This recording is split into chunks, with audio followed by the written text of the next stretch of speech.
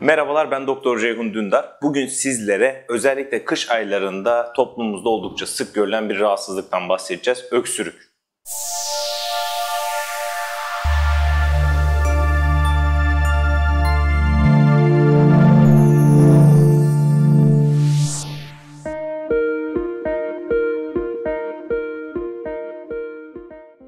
Aslında öksürük biliyorsunuz bir hastalık değil, bir semptom, yani bir nedenin sonuç ilişkisi.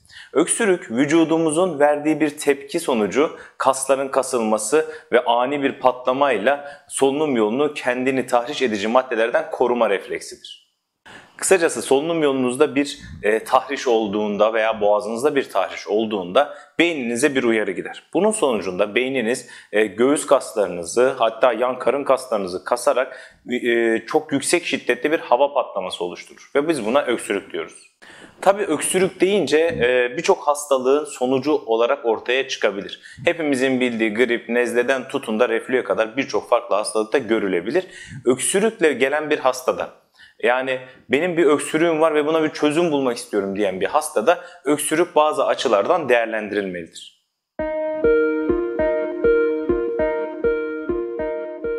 Öncelikle öksürük hakkında sormamız gereken birçok soru vardır. Bunları aslında klinisyenin, yani bizlerin sorması gerekiyor. Öncelikle öksürüğünüz ne zaman geliyor? Özellikle bir saati var mı? Sabah uyandığınızda mı, gece yattığınızda mı veya normal rutinde devamlı olarak var mı? İkinci olarak öksürüğünüz kuru mu, ıslak bir öksürük mü? Yani balgamlı bir öksürük mü, yoksa sadece kuru, devamlı şeklinde bir öksürük mü? Bir sonraki sorduğumuz soru ise süresi, ne kadar süredir öksürük şikayeti olduğu. Bize 2 haftadan kısa öksürükler başka bir hastalık düşündürürken 8 haftadan uzun öksürükler çok daha farklı durumları işaret edebilir. Peki bu öksürük ne kadar sinir bozucu? Sizi artık zayıflatacak kadar, yemenizi engelleyecek kadar sık bir öksürük mü? Bunu da hastalara sorgulamamız gerekmekte. Ve en son olarak tabii ki hastalarda bu öksürük, kusma, mide bulantısı, idrar kaçırma gibi birçok yan etkiye neden olmakta mı, uyku bozukluğuna yol açmakta mı? Bunların hepsini değerlendirerek aslında tanısını koymak istediğimiz hastalığa doğru emin adımlarla ilerlemekteyiz. Nadiren hava yolundaki tıkanıklıklar da öksürüğe neden olabilir. Buna ne diyoruz? Aslında bir boğulmadan bahsediyoruz. Hava yolunu tıkayıcı bir madde yuttuğunuzda siz veya genellikle çocukların başına gelir, derhal bir tıbbi yardım çağrısı yapılması gerekmektedir. Buna ek olarak özellikle evde ilk yardım öğrenilmesi çok önemlidir. Özellikle çocuklarda Heimlich manevrası öğrenmeniz sizin için oldukça faydalı olacaktır. Boğulan kişilerde özellikle mavi bir cilt olur ve hastalarda tipik olarak boğazını tutma hareketi görülmektedir.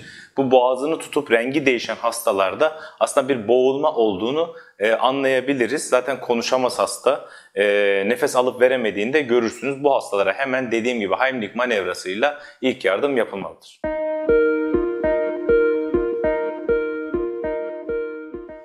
Az önce de bahsettiğim gibi aslında temelde 2 çeşit öksürük var. Birincisi kuru öksürük, ikincisi ıslak öksürük. Islak öksürük dediğimizde vücut devamlı dışarıya bir mukus, bir balgam atmaya çalışır. Bu ıslak öksürükler yavaş veya hızlı şekilde ortaya çıkabilir. Özellikle hepimizin bildiği nezle, mevsimsel grip gibi hastalıklarda burun akmasına ek olarak öksürük de görülebilir. Bunun dışında devamlı görülen sinüzitte de geniz akıntısı çok fazla olduğundan ıslak öksürük görülebilmektedir. Islak öksürük onun dışında birçok akciğer enfeksiyonunda, bronşit, zatüre gibi birçok farklı patolojide de görülmektedir.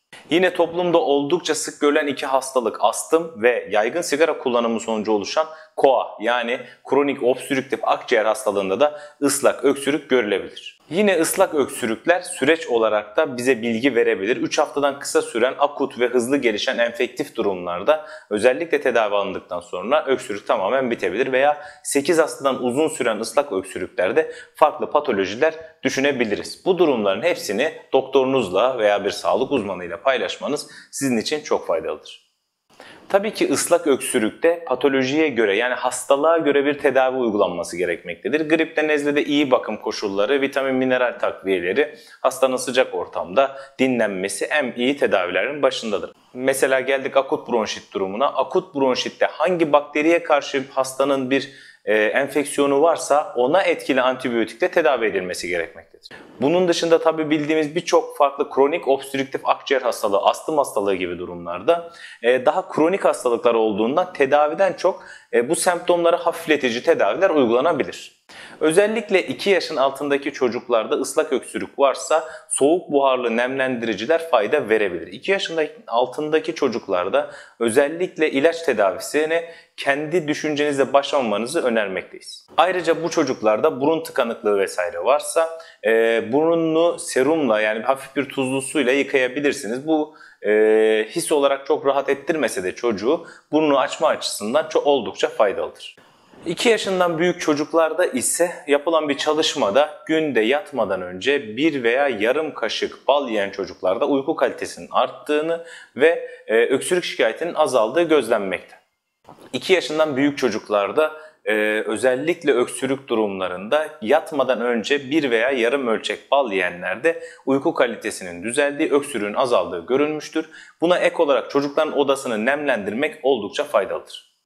Yetişkinlerde ise ıslak öksürüğe neden olan etken belirlenip ona göre tedaviler uygulanmalıdır. İkinci öksürük tipimiz ise kuru öksürük. Kuru öksürükte aslında bir soluk borumuzda bir mukus yok, bir balgam yok. Ancak devamlı bir gıdıklanma ve tahriş hissi var. Buna karşılık rutin olarak tekrarlayan bir şekilde kuru öksürükler görülmektedir. Kuru öksürüğün en fazla görülme aynı ıslak öksürükte olduğu gibi birçok enfeksiyon hastalığıdır. Özellikle grip, nezlenin bazı türlerinde hastalarda kuru öksürükler görülebilir. Çocuklarda da erişkinlerde de kuru öksürük oldukça fazladır. Buna birçok farklı hastalıkta neden olabilir. Diğer görülen kuru öksürük nedenleri ise şu başlıklar altında sınıflandırılabilir. Larenjit, bademcik iltihabı, sinüzit. Buna ek olarak çocuklarda özellikle çok görülen köpek havlaması tarzında bir öksürük olan kurup, buna ek olarak astım ve alerjik astımlarda özellikle kuru öksürük oldukça artar.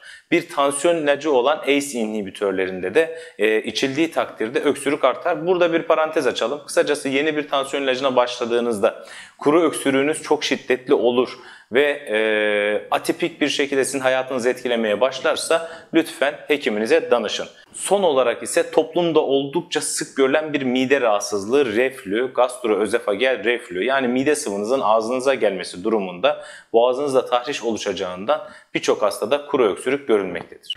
Tabii genel olarak son 2 yılda yaşadığımız süreçte hepimiz biliyoruz ki Covid'de de kuru öksürük oldukça sık görülmektedir. Size tek tek Covid'de neler yapmanız gerektiği ile ilgili bir bilgi vermeyeceğim. Zaten hali hazırda 2 yıldır hepiniz neredeyse tamamını bilmektesiniz. Ancak şunu bilin ki Covid parantez içinde kuru öksürük yapan bir hastalıktır. Tabii kişilerde yine tanıya göre tedaviler bizim için oldukça önemli. Yani çocuklarda veya erişkinlerde ne olursa olsun kuru öksürük görüldüğü takdirde bunun süresini belirleyip özellikle 3 haftadan daha uzun olursa hekiminize danışmayı ertelemeyin. Çocuklardaki alerjik reaksiyonlar çok daha sıklıkla görülmekte. Bunu da size belirtmek isterim.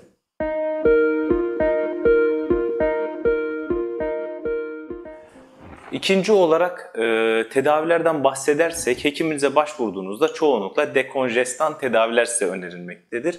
Dekonjestanlar özellikle burun çevresindeki damarları daraltarak buradaki kan akışını kısacası bir sümük oluşumunu engellemektedir. Buradaki şişlik azalınca da hava yolu açılacağı için çok daha rahat nefes alınması sağlanmaktadır. Genellikle 12 yaş altı çocuklarda dekonjestan tedaviler önerilmemektedir. Bu konuda hekiminize başvurmadan lütfen kendi başınıza kullanmayınız. Yine hekime başvurduğunuzda eğer kuru öksürüğünüz varsa önce antitussif ilaç dediğimiz öksürük bastırıcı ilaçlar kullanılmaktadır. Yine birçok preparat var eczanelerde. Hekiminiz reçetelendirdiyse kullanmanızda fayda olabilir. Üçüncü olarak ise balgam söktürücüler kullanmaktayız. Özellikle balgam söktürücüler kuru ve yapışmış balgamı sökerek tamamen rahatlatıcı ve solunum yolunu açıcı etkisini göstermektedir.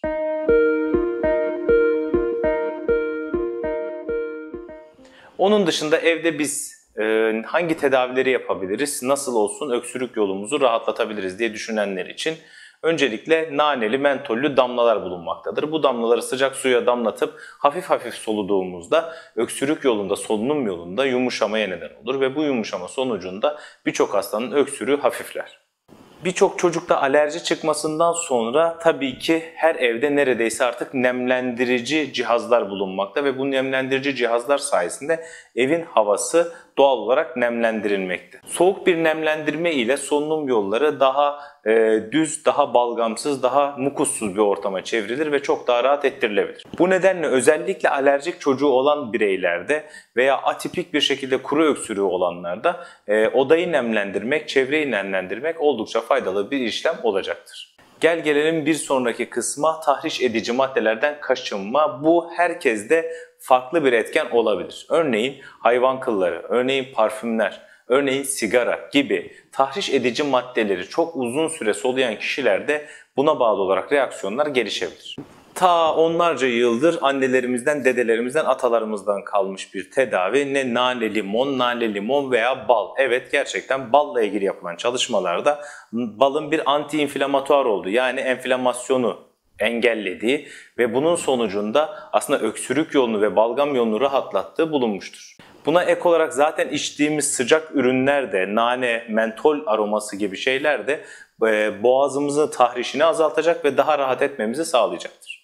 Eğer ağzınızda bir yara yoksa, bir enfeksiyon durumu varsa ve yanınızda, çevrenizde bunların hiçbiri bulunmuyorsa, tuz ve su varsa bile bir gargarayla boğaz yolunu yumuşatabilir ve tahrişi azaltabilirsiniz. Son olarak kuru öksürüğe iyi gelen ürünlerden bahsetmek istiyorum. Bunların dozlarından vesaire bahsetmeyeceğim.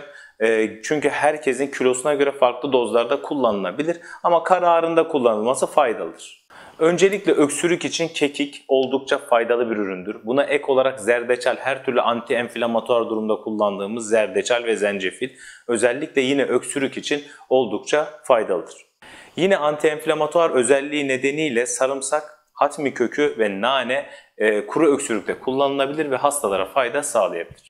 Tabii ki kuru öksürüğü olan bireylerde bol miktarda sıvı tüketmek oldukça önemli, nemlendirmek o bölgeyi. Buna ek olarak ilginç bir madde var. Bromelain. Bromelain ananasta bulunan bir enzim ve bromelainin sonucunda balgamlı öksürükte iyi geldiği tıbbi olarak da kanıtlanmış durumda. Ve son olarak en önemli vitaminlerden biri vitamin C. Bağışıklığınızı kuvvetlendirip kuru öksürük nedenlerini oldukça engelleyebilen ve sizi daha kaliteli bir yaşam sunabilen bir vitamin. Vitamin C ve türevlerini bol miktarda tüketmek de size fayda sağlayacaktır. Bu videomuzda sizlere kısacası öksürük nedenleri nedir? Hangi hastalıklarda görülür? Kuru öksürük nedir? Islak öksürük nedir? Ve bunlara nasıl yaklaşmalıyız? Evde bunun tedavisine neler kullanabiliriz şeklinde kısa bilgiler verdik. Bu ve bunun gibi videolardan haberdar olmak için kanalımıza abone olmayı unutmayın. Daha sağlıklı, daha mutlu.